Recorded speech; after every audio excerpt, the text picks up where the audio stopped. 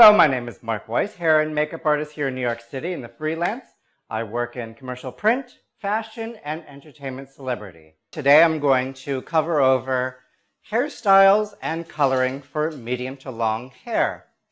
My model has come and asked me, to do some color. The first thing that you always have to do when you're coloring, as a professional type thing that always helps to make things better in the end, you need to figure out where you're starting from. Most people will grab a box off the shelf and just slap it on and pray for the best.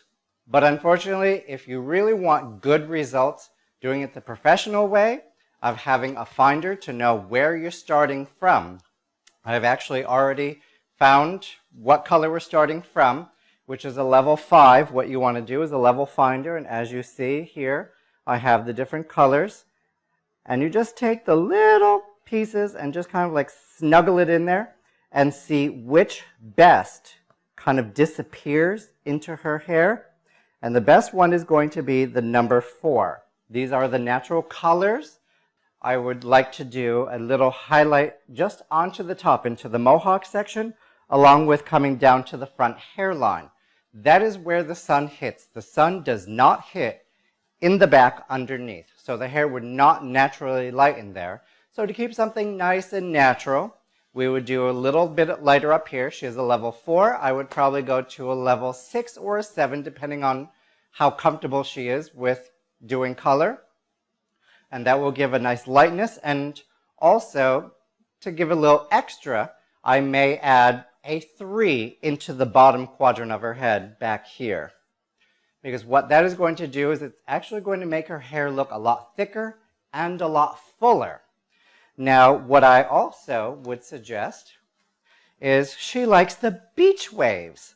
So if you're going to be doing the beach waves, you want to make sure that you don't have too much weight at the bottom, but then bring all the hair at the top, little by little, up, and you just kind of want to snip into it, just to kind of lighten that load, so that she has some nice cascading layers that flow in.